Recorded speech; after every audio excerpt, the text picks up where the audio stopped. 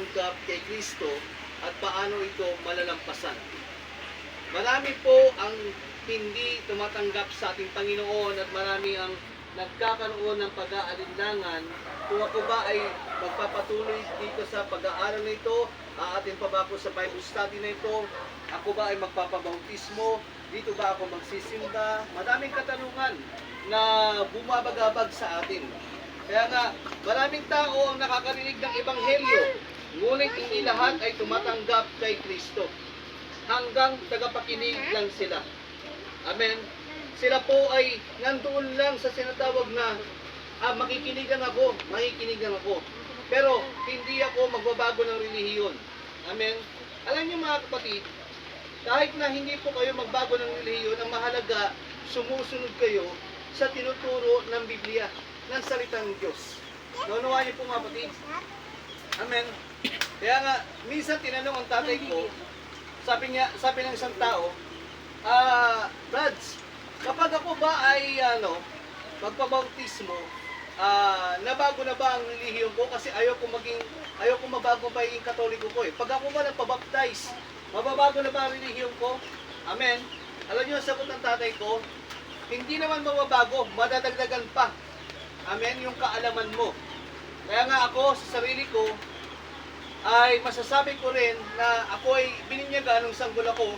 At ngayon, dahil sa nakapag-aral na ako ng salita ng Panginoon, ang masasabi ko sa sarili ko, I am an upgraded Catholic. Amen? I am an upgraded Catholic. Bakit po? Kasi nagbabasa na ako ng Bible at sinisikap kong sumunod sa sinasabi ng Bible. Hindi sa sinasabi ng relihiyon. Hindi sa sinasabi ng concealment leader, kundi kung ano talaga ang sinasabi ng Bible. So kung sinabi ng Bible, kinakailangan nating baligtas, gawin natin. Kung sinabi ng Bible, kinakailangan natin magsisi tayo ng kasalanan, huwag nang gawin pa, talikuran natin yun. Kung sinabi ng Bible na tayo magpabautismo, sumunod tayo dahil Biblia ang nagsabi. Salita ng Panginoon ang nag-uutos doon. Hindi po kaming mga nagtuturo. Sinasabi lang namin sa inyo kung ano ang sinasabi ng Biblia, na which is salita ng Diyos. Kaya nga, sundan natin yung teksto, may kibasa sa Tagalog, no? 2 Corinthians chapter 6, verse 2. Amen? Ay, may Bible na. Sige po. Yan, yung may Tagalog na lang. Hebrew chapter 3, verse 15, and John chapter 1, verse 12. Sige po, no? So, susundan natin yung mga verse na yon sa ating teksto na reference mga kapatid. Una, 2 Corinthians chapter 6, verse 2. Doon sinasabi, sapagkat sinasabi niya sa panahong ukol, kita'y pinakinggan, at sa araw ng pagliligtas, kita'y sinakluluhan. Narito ngayon ang panahong ukol, narito ngayon ang araw ng kaligtasan. Purihin ng Diyos. Ito ang araw ng kaligtasan. Ngayon, mga kapatid, ang sinabi dyan. Tama ba sinabi ngayon? Yes. So, pag sinabi ngayon, pareho ba ito sa salitang bukas? No. Hindi. Pag sinabi ngayon, pareho ba ito sa salitang sa makalawa? O kaya mamaya? Pag sinabi kasi ngayon, presently, ngayon. Sa tuwing ngayon na napakikinggan mo ang salita ng Diyos, ito yung araw ng pagliligtas sa iyo ng Panginoon. Ito yung araw ng pagbibigay sa iyo ng kaliwanagan ng Diyos sa kanyang layunin, plano na gusto niyang ipagawa sa akin. Sa Hebrew chapter 3 verse 15, ito po ang sabi, pag-refer John 1:12, sa Hebrew chapter 3 verse 15, while it is said, today, if ye will hear His voice, harden not your heart as in the provocation. Ngayon, araw, ay huwag niyo papamatigasin ang inyong mga puso sa pakikinig sa salita ng Diyos para hindi tayo tumigas. John chapter 1 verse 12. Amen. So kanina sinabi, ngayon ang araw ng kaligtasan. Ang ngayon, Hebrew nagsasabi, ngayon, pag nakikinig ka, huwag mong patigasin ang puso mo. 3:12. Next po, John chapter 1 verse 12. John chapter 1 verse 12, datapwat ang lahat ng nasa kaniya'y nagsitanggap ay pinagkalooban niya pinagkalooban niya sila ng karapatang maging mga anak ng Diyos. Sa makatuwid bagay ang mga nagsisampalataya sa kanyang pangalan. Amen. Itinuturing tayong mga anak ng Diyos sa Kanya na nagsisampalataya. Madaling salita po, yung nanampalataya, yun yung totoong gumagawa sa kautusan, sa sinasabi ng Bible. Kaya pag gumagawa tayo mga kapatid sa sinasabi ng Bible, sumusunod sa utos, tayo po ay matuturing ng mga anak ng Diyos. Kasi po, wala pong anak ang Diyos ng mga pasuway. Manawa niyo po mga kapatid, Amen. walang anak ang Diyos na pasaway. Pag sinabi pasaway, napakinggan niya na nga ang utos pero hindi pa rin sinusunod. Tama po ba? Basta data, pag natutos ka, pakikuha ang pitche ng tubig. Pero umabot na ng isang oras, hindi pa dumarating. Di ba? Samantalang kinakailangan mo na uminom ng tubig. Matutuwa ka ba? Hindi. Kasi pasaway. Sumuway sa utos. Hindi gumawa. Diba mga kapatid? So ayaw ng Diyos na tayo po ay nagiging pasaway o hindi sumusunod o tumutupad sa kanyang utos. Naunawaan niyo mga kapatid? So dito mga kapatid, etong mensahe natin ay may pamagat na mga hadlang sa hindi pagtanggap o pagsunod kay Kristo at paano ito malalampasan. Amen? Mga hadlang sa hindi pagsunod, pagtalima, at paano ito malalagpasan. Mahalaga po kasi ang isang Kristiyano kapag nanampalataya may kasamang pagsunod. Amen po ba mga kapatid? Kaya nga marami po mga nakapakinig na hindi naman talaga sumunod. Magkaiba po yung paniniwala sa pananampalataya. Yung po yung sinabi ng pag-aaral last week. Magkaiba ang paniniwala sa pananampalataya. Ang paniniwala ay pagkilala lang sa isipan. Ang pananampalataya kahit hindi nakikita ay tinatanggap na totoo, kagaya sa Diyos. Hindi mo nakikita ang Diyos, pero tinatanggap mo totoo ang Diyos. Yun ang pananampalataya mga kapatid. May mga dahilan o hadlang na pumipigil sa kanila na magdesisyon, maging sa bawat isa sa atin. May mga pumipigil na magdesisyon. Magpapatuloy ba ako? Ako ba ay patuloy na makikinig? Ako ba ay patuloy na sasamba, dadalo? O hihinto na lang ako? Amen. Kaya nga, bilang mga mananampalataya, tungkulin natin ipaliwanag at tulungan silang maunawaan ang mga ito upang makapili sila ng tamang bago mahuli ang lahat. Amen. Mga kapatid, kami po ay nandito hindi para sa relihiyon. Kami po ay nandito hindi para sa pagpaparami lang ng members. Sa totoo lang, madaling magparami ng member. Pero kung lahat yan ay hindi sumusunod, bali wala po. Ano niyo po? Kahit na marami tayong nakapagpakinig, pero hindi sumusunod sa sinasabi ng Bible, baliwala lang din. So ano yung hadlang at paano nila mapagtatagumpayan ito? Ano yung hadlang natin pagsunod natin at paano natin mapagtatagumpayan ito? Okay? So ito yung mga karaniwang hadlang. Una, pakisabi if mali ako o kung may kulang, pakidagdagan. Una, kakulangan sa kaalaman. According sa Hosea chapter 4 verse 6, ang aking bayan ay nasira dahil sa kakulangan ng kaalaman. Hindi alam ng tao ang paraan ng kaligtasan.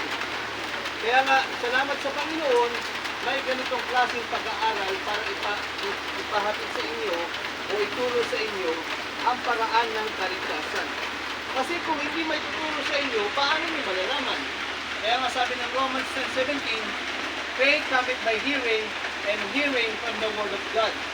Ang pananampalataya ay nabubuo sa pakikinig ng salita ng Diyos. So paano ka magkakaroon ng pananampalataya kung hindi ka nakikinig ng salita ng Panginoon?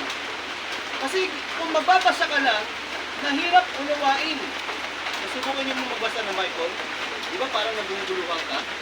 Bakit ganito? Anong ibig sabihin ng kwentong ito? Mahirap na ikaw lang ang iintindi ng Biblia. Kinakailangan po natin ng tagapagturo. Amen? Ngayon, may tagapagturo na. kinakailangan mo rin pag-aralan para masigurado mong totoo ang tinuturo sa'yo. Narinig naman tayo, no? Malakas ang mga boses. Yan, naalala ko lang yung pagdinig nyo, ha? Praise God.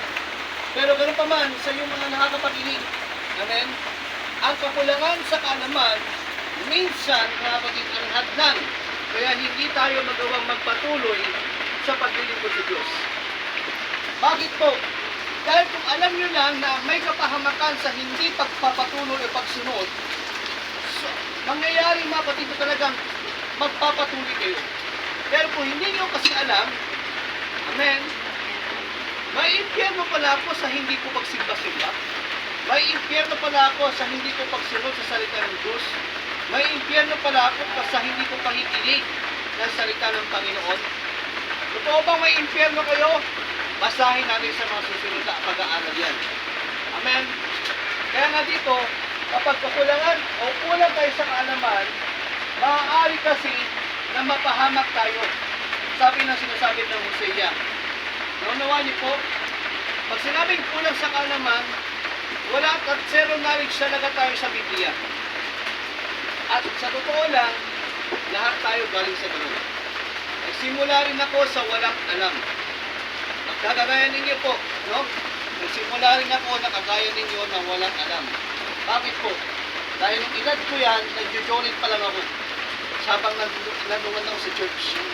No? Nung edad ko na yan, nag-text lang ako. Naglalaro lang ako. Amen. Pero katagalan ng pagdalo ko, dahil ang nanay ko, tatay ko nagsisimba, katagalan ng pagdalo ko, natuturuan ako sa Sunday school, hanggang lumaki ako, natuto na rin ako. Kaya yung mga ganyang kaliliit na bata, balang araw, lalaki ang mga yan, pag pinaniman natin ang salita ng Diyos, sinanay natin na dumadalo sa panambahan, matututo sila sa salita ng Panginoon upang malaman ang kaligtasan. Amen po ba? Amen. So, ang kakulangan ng kaalaman, ang isa sa mga hadlang kung bakit hindi sila nagawang makasunod o magpatuloy o makalagpas, kapatid, sa paglilingkod sa Panginoon. Anong solusyon? Siyempre may problema tayong sinabi. Kakulangan sa kaalaman. Anong solusyon? Ituro ng malinaw ang 7 hakbang ng kaligtasan. Ito nga po yung tinuturo namin sa inyo. Ang 7 hakbang ng kaligtasan. Amen? Pananampalataya sa nag-iisa at tunay na Diyos. Pagsisisi sa ating mga kasalanan. Pagbautismo sa tubig sa ikalilinis ng ating kasalanan, ang bautismo sa Espiritu upang tayo ay proteksyonan, turuan, gamayan ng Panginoon, ang palaging pagdalo para patuloy ang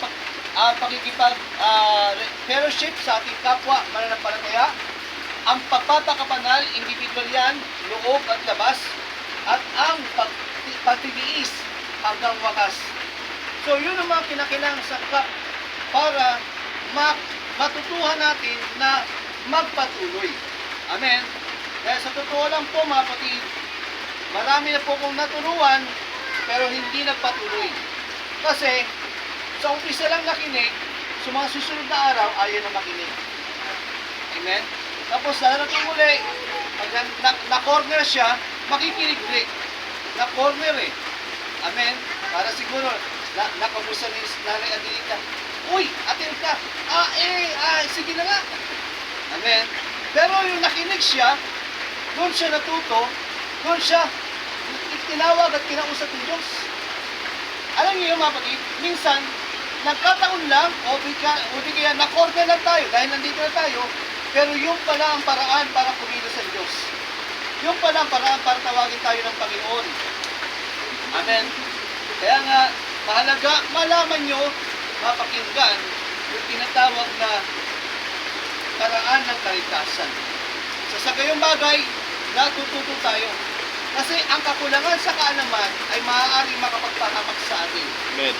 Ang kakulangan sa kaalaman sa salita ng Diyos ay maaaring maglayo sa atin sa katotohanan. Bakit po? Kasi marami nagsasabi na sila ay totoo na simbahan. Tama ba tayo? Marami nagsasabi sila ay totoo. Pero paano yung makikilala kung ito ay totoo o hindi? Simple lang po. Nasa salita ng Diyos, nasa Biblia. nakasulat po sa Biblia kung ang tinuturo ng nagtuturo, amen, ay totoo. Hallelujah. So ngayon, pangalawang dahilan ng hadlang ng pagtanggap kay Kristo, takot sa tao o pressure sa kapaligiran. Amen. Ito po. Ayan, nakatuturo.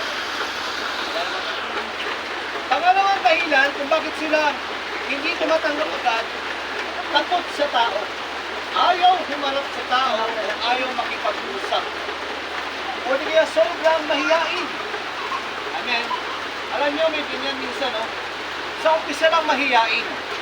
Pero yung nakagaanan niya na yung church na kasama, yung masaya na siya na dumadalo ng panambahan, amen, hindi sa pagsasabing makapal na mukha, kundi masayahin na siya. Noon ay mailap. Amen. Noon, pag mayroon si pastor, umiiwas na yan. Amen. At kapag alam niya magpa-Bible study na, lalayo na yan. Sisimple na yan lalayo. Praise God. Pero natatakot siyang humarap sa natuturo. Amen. Praise the Lord. Narinig ko pa ba? Nakalimutan ko yung label ko eh. Amen. Nakalimutan ko yung aking microphone. Natatakot humarap. Nape-pressure. Ito po. Sorry kayo. Guys, nasabihin sa inyo. Maging sa mga kapatid na sa pananampalataya, tandaan niyo itong mga mensahe ito. Maaari makakuha rin kayo ng idea kung bakit may mga tao na hindi nagawang tumanggap agad kay Kristo. No? Yan ang topic. Bakit may mga tao na hindi agad tumatanggap kay Jesus? Una, kakulangan sa kalaman. Pangalawa, takot sa tao, presyo sa kapaligiran. Sabi sa John chapter 12, verse 42-43, natakot ng iba na umamin dahil sa mga Pariseo. Bakit po? Amen. Natatakot silang pagsabihan, "Hoy, nariyan na si brother, si sister, si pastor." Kahit hindi naman pastor, di ba ba? Makita ka lang ng mga dati mong pasesyon sa inuman na may dala ka ng Bible. Ngayon, yung may dala ka lang ng Bible, nasabihan ka lang, "Hoy, nariyan na si pastor." Ito lang, hindi ako pastor. Kasi simba ko pa lang sa church na ito. Amen. Nagdala lang ako ng Bible. So, tinutokso ka na. Unawaan niyo po. Kaya mahirap po mapatid at nagiging hadlang sa kanila na sila ay mapipressure sa nakapaligid sa kanila. Amen. Alam niyo yun, ang iba ay nahihiya na masabihan na, "Uy, born again ka na pala? Uy, diyan pala nagsisimba." Diba? Nahihiya tayo. Dapat natin ma-overcome yun. Paano para ma-overcome? Magtiwala sa Diyos at hindi sa tao. Gawa chapter 5 verse 59. Magtiwala tayo sa Diyos, hindi sa tao. Kaya mga kapatid, kung susunod ka lang din naman sa Diyos, Diyos na ang pakinggan mo, huwag tao. Unawaan niyo mga kapatid? Para ma-overcome mo yung fear mo, para ma-overcome mo yung tutuksuin ka, o di kaya lalaitin ka dahil sa pagsimba-simba mo, samantalang noon kasama mo sila sa sugalan, samantalang noon kasama mo sila sa inuman, para maiwasan mo yung lalaitin ka, ay hindi ka na lang magsisimba. Pero sasabihin ko sa inyo, kinakailangan nyo magtiwala sa Diyos. Kinakailangan nyo na sumampalataya na ang Diyos ang bahala sa buhay ninyo dahil nakita ninyo ang katotohanan kay Kristo. Dahil ang magliligtas sa inyo, hindi kapitahin ninyo. Ang magliligtas sa inyo ay si Yesu Kristo. Naunawaan nyo? Kaya huwag po kayo matakot. Amen. Kapag kayo ay haharap na sa tao para ipakilala si Jesus, mas lalo kayo maging matapang at maging bold na sabihin, tinanggap ko na si Yesu Kristo. Pangatlo, pagmamahal sa sanglibutan. Amen. Ano pong ibig sabihin noon? Sa 1 John chapter 2 verse 15, huwag ninyong ibigin ang sanglibutang ito. 1 John chapter 2 verse 15. huwag niyong mahalin ang sanlibutan ito. Ano bang meron sa sanlibutan ito? Nandito lang naman yung ating tinatawag na tinatangkilik. Amen? Either bahay yan, gamit yan, motor, sasakyan, ari-ariyan yan, mga tinatangkilik natin yan. At minsan, hindi tayo makaalis o makasimba dahil sa mga tinatangkilik natin. Naalala niyo yung isang paramula? Yung isang mayamang na tao ay nagsabi, magaya ka ng mga tao para sa aking piging. Alam niyo, ang isa ang dahilan, nakabili ako ng lupa. Ang isa ang dahilan, nakabili ako ng mga hayop pagtrabaho ko. Ang isang dahilan, bagong kasal ako. Amen. Kaya yung nalaman ng Panginoon, ang sabi niya, Amen, maghanap ka sa paligid. Kung sino man ang gusto kumalo sa piging, yayain mo. Ang gusto ng Panginoon yung walang excuses kapag susunod sa Kanya. Naunawa niyo ito, mga kapatid. Hindi dapat natin mamahalin yung trabaho. Hindi dapat natin mamahalin yung tinatawag na property o di kaya kayamanan mo. Amen?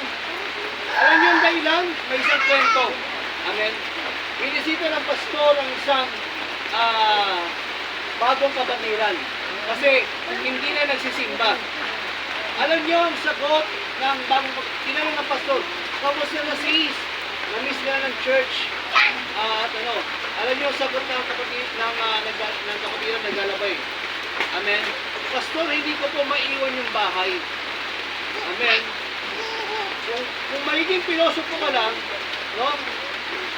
Baka lumabas sa bingid mo, bakit kumalakad ba yung bahay, hindi mo maiwan? Parang bata ba ka, na kinakailangan bantayan? Amen. Yun na bahay. Hindi maiwan ang labahay. Amen. Pero ito nga, alam nyo, sumunod na linggo, ang dahilan kasi hindi maiwan ang bahay. Ito ang ginawa ng pastor. Nagulat yung kapatiran. O pastor, bakit nandito kayong lahat? Eh dahil hindi ka makapunta sa church, yung church ang papupuntahin ko rito. Amen.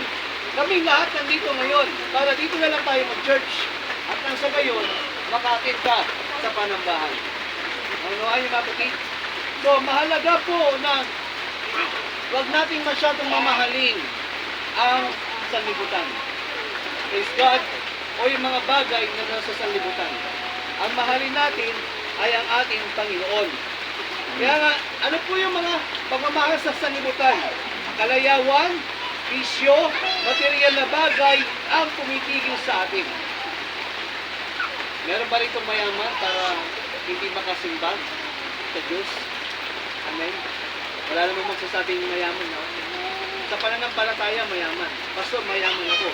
Kasi may kaharian ibibigay sa akin ng Panginoon sa kanyang pagbabalik. Pero yung kayaman ng material, wala tayong magarang sasakyan, malaking bahay. Amen. Wala tayong mansyon. Wala tayong mga kotse na nababalita ngayon, no? 30 pieces na kotse. Wala tayong ganoon. Amen. Hindi yan dapat na maging hadyang sa atin. Alam niyo, mga kapatid, yung kahirapan natin dapat ang mas maging dahilan natin para mas lalo tayong manampalataya sa Panginoon. Bakit po?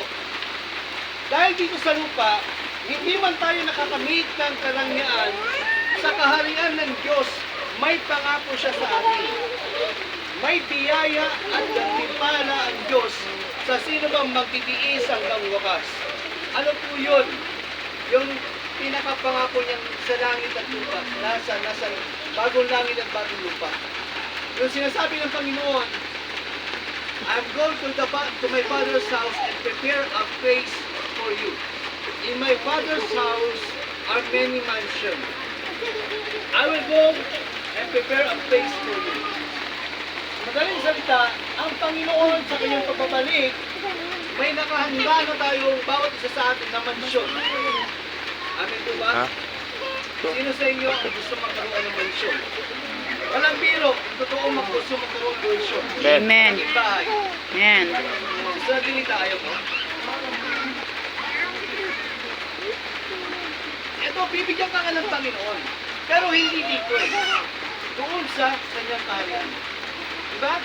So, lahat tayo gusto magkaroon ng malaking mansyon sa kaharian ng Panginoon. Alam niyo po ba yung sinasabing mansyon sa Biblia? Salamin ang lalakaran, ginto ang tatapakan. At according sa aking pagsasaliksik, anong mamahaling materyales o bagay sa mundo natin na magre-reflect ang mukha mo? Hindi po yung salamin na binibili ngayon. Amen? Alam niyo po ano yun? Sa aking pananaw, yung po yung mga diamonds. Di ba? Pag meron ka malaking diamonds, magre-reflect yung mukha mo noon. Kaya sa kaharian ng Diyos, ginto at diamond, tinatapakan mo lang. Amen? Kaya nga, yung ginagawa natin dito na pag-aaral ng salita ng Panginoon, nag-iipon lang tayo sa kanyang kaharian. The more na nilalagyan natin ng salita ng Diyos ang ating kaluluwa, puso, isipan, nag-iimpok tayo ng kayamanan sa kanyang kaharian. Maunawaan niyo po mga kapatid. Kaya nga, dapat huwag natin mahalin ang sanlibutan. Ang mahalin natin ang Diyos na magbibigay sa atin ng higit sa sanlibutan ito. So anong solusyon dapat? Pagpapahalaga sa kaligtasan kaysa pagsamantalang kasiyahan.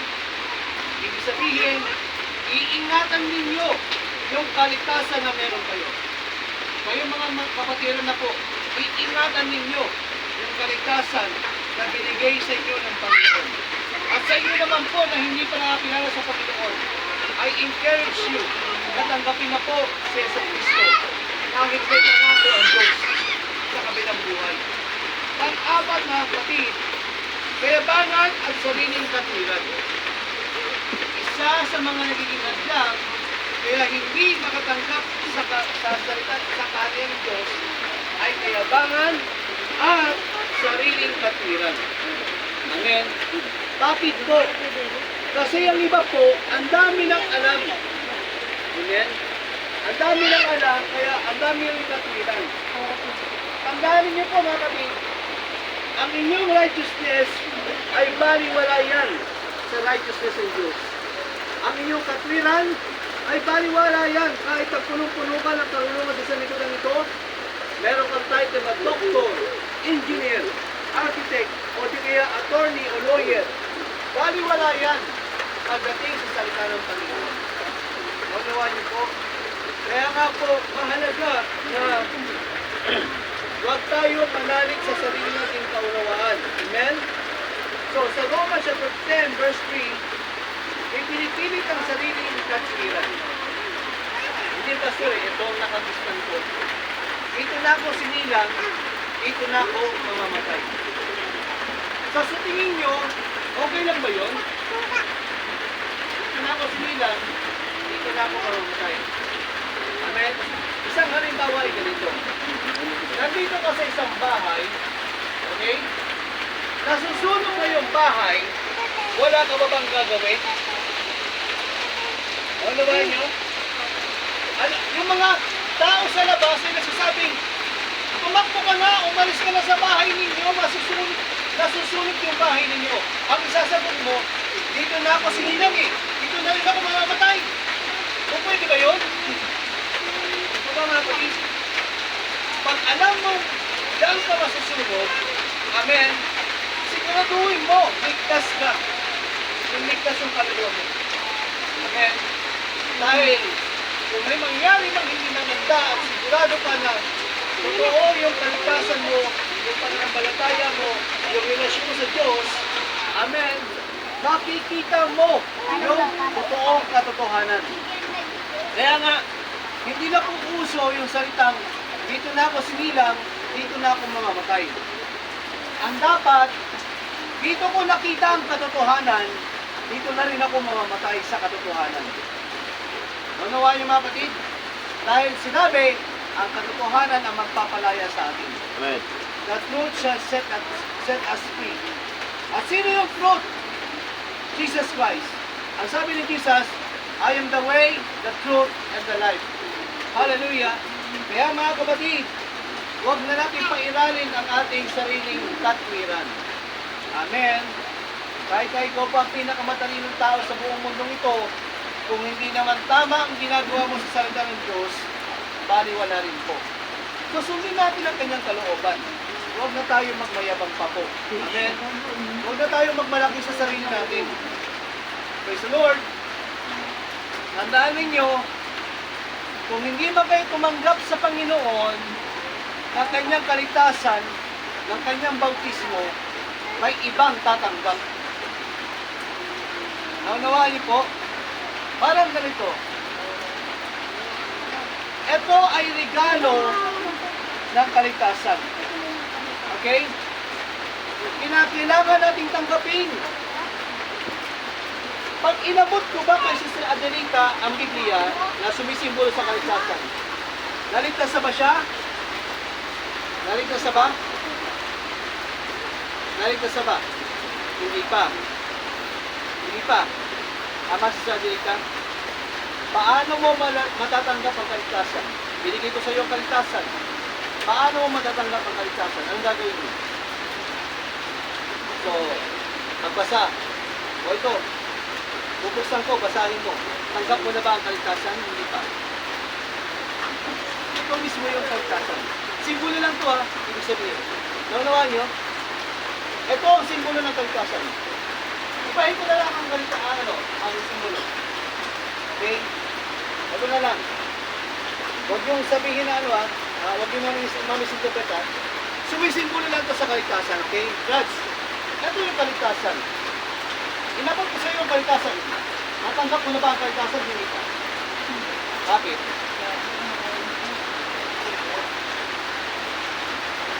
Okay. Ito yung regalo ng kaligtasan. Ay, bigay ko na ba sa iyo ang regalo? Hindi pa. Ay, bigay? Okay. Another question. Tinanggap mo na ba ang regalo? Hindi pa. Ano gagawin mo para tanggapin yung regalo? Ano ba wala sila? Anong gagawin mo? Ito yung regalo ng kaligtasan. Ano ang gagawin mo para matanggap? Kukunin? Sige, gawin mo lang. Gawin mo yung tamang sagot mo ha. Okay? Nakukuha niyo mga batid. Ito ang halimbawa lang ng kaligtasan. Ang sabi ko sa kanya, ibibigay ko sa kanya ang regalo ng kaligtasan. Ang tanong ito, anong gagawin mo para tanggapin ang kaligtasan? Gawin mo. Okay? Ulitin ko sa iyo. Ano ang gagawin mo para tanggapin ang kaligtasan? Sige lang, anong sagot mo? Iiya ka? Ano sabi mo kanina? Sige, gawin mo ha. Ito ang regalo ng kaligtasan. Anong gagawin mo? Gawin mo. Ayan, ginawakan niyo na. Natanggap nila ba ang kaligtasan? Hindi pa. Natanggap nila ba? Hindi pa.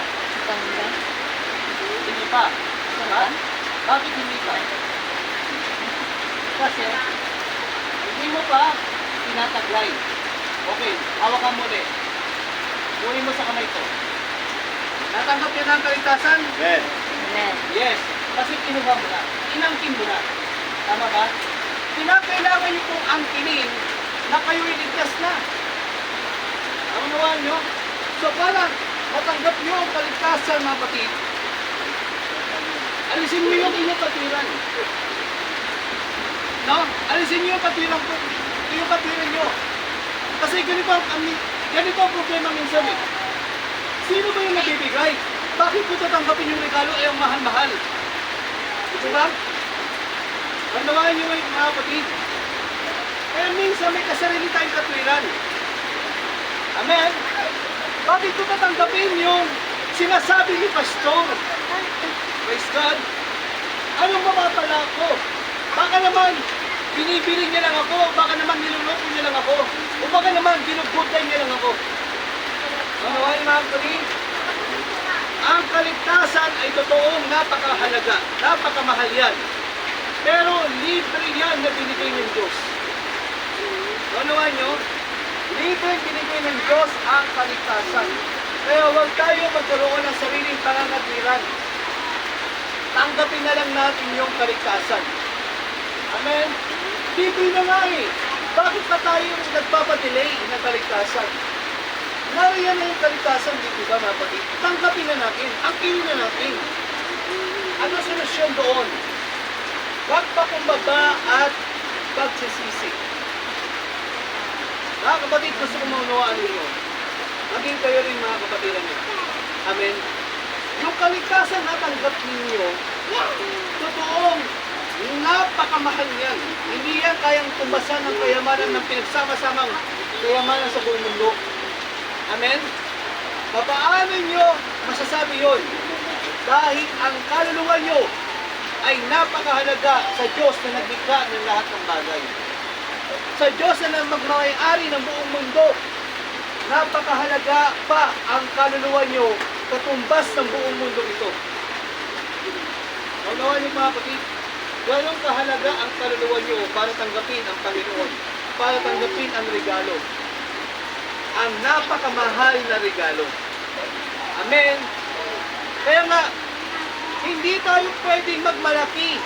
Baka naman ginugood time lang ako ni pastor o di kaya binugood time ako ng Diyos kasi ang mahal ng regalo bibigay sa akin. Tandaan ninyo, ang pinakamahal, amen, na pambayad ay ang dugo ng ating Panginoong Jesucristo. Binili ka ng dugo ng ating Panginoong Jesucristo. Amen. Ano po ibig sabihin noon, mga kapatid? Hindi ka dapat magmalaki pag hinili ka na ng Panginoon. Pagkos, mas lalo kang magpakumbaba. Kaya sinasabi nating Panginoon, ibig sabihin, Master. At pag sinabing Master, siya na ang masusunod sa buhay natin. Hindi na tayo. Amen? Kaya para malagpasan natin yung tinatawag na sariling katwiran, magpakumbaba po tayo at magsisi. Magpakumbaba at magsisi. Ano pa po ang hadlang kung bakit dinidelay nila ang kaligtasan? Amen? Pag-aalinlangan o kawalan ng pananampalataya. Nagkakaroon kasi tayo ng pag-aalinlangan o kawalan ng pananampalataya. Hallelujah! Kanina, di ba parang nag-aalinlangan ka, pero halimbawa lang naman eh. Nag-aalinlangan kang kunin. Bagamat sinabi ko na, libre itong binigay na Diyos na regalo. Halimbawa man lang yun, di ba? Pero nag-aalangan kang kunin sa umpisa. Kasi may sarili tayong katwiran. Ngayon mga kapatid, ang sabi nito, huwag kang mag-alinlangan. Amen? Tanggapin ninyo ang Panginoong Jesucristo at huwag kayong mag-alinlangan. Huwag kayong magkaroon ng pagdududa. Baka naman pag tinanggap ko yung pangalan ng Panginoon, baka naman pag nabautismohan ako dyan, ay ganito ang mangyayari sa akin. Ganyan ang mangyayari sa akin. Tandaan ninyo mga kapatid, ang Diyos ay tumatawag doon sa pinakawalang-wala. Dahil sinabi ng Bible, hinihiya ng Diyos ang mayayaman, ang mga kilala ng sanlibutan ito sa pagpili sa mga hindi kilala. Amen? Kaya tayo yun. Praise the Lord. Ipapahiya natin ang mga makasalanang mayayaman sa pagpapakilala sa kanila ng salita ng Diyos.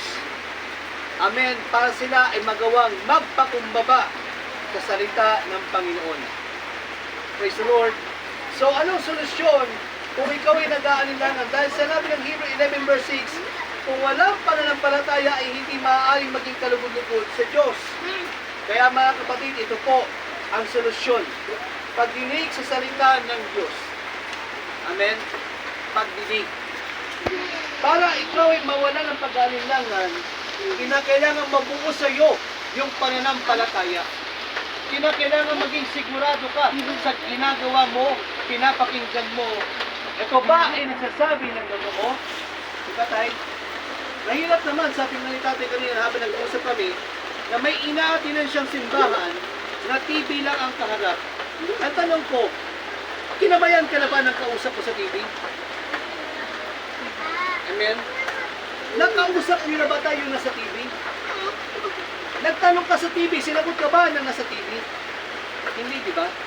Kasi TV ang kaharap. Pero ngayon, andito ang salita ng Diyos. Meron ba kayong tanong?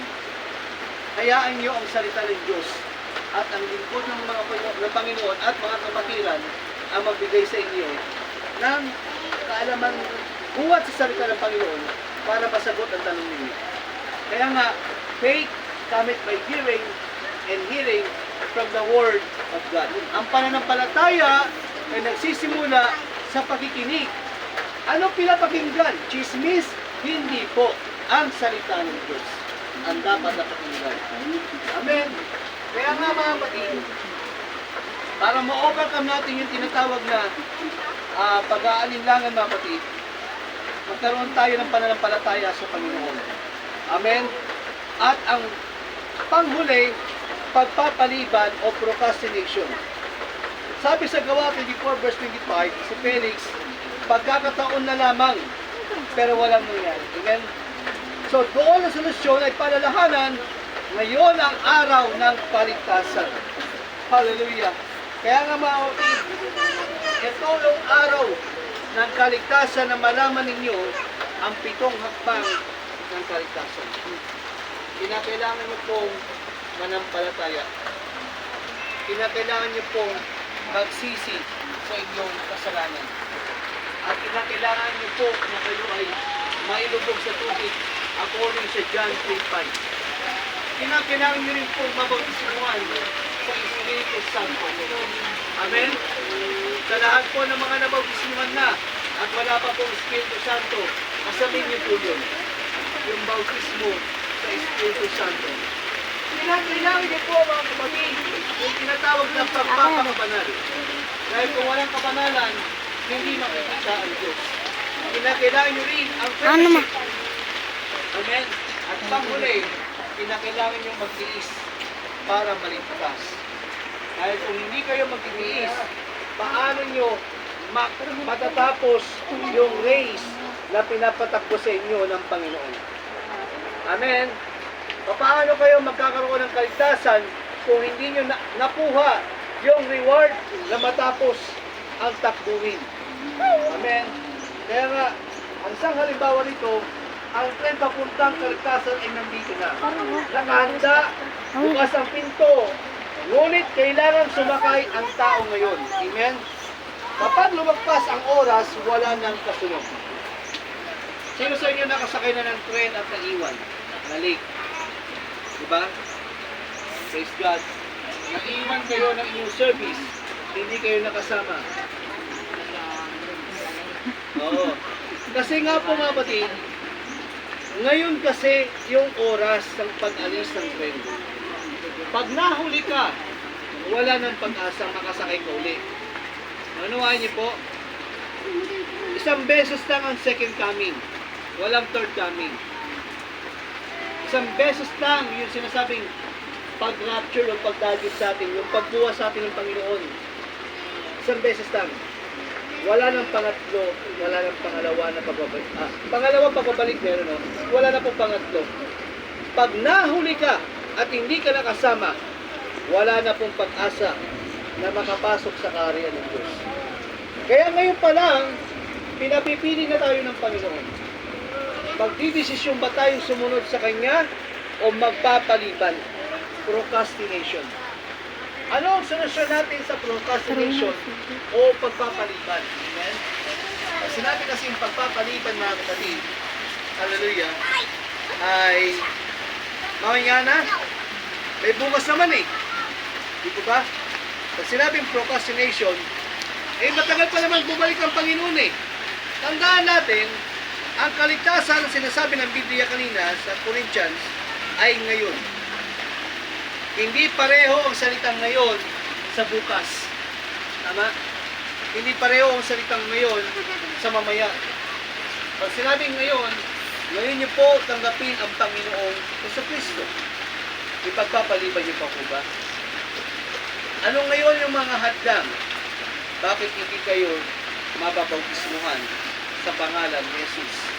Bakit hindi nyo matanggap sa ngayon ang kanyang salita ng kaligtasan? Nalaman nyo na yung kaligtasan niyo po ba? Yung pitong hakbang, nabanggit ko na kanina. Pero bakit parang may pumipigil sa akin? Can anyone tell me, meron pa bang hadlang kung bakit hindi agad nagawang makapagdesisyon na maligtas o tanggapin ang kaligtasan ng Diyos? Meron ba kayong tanong?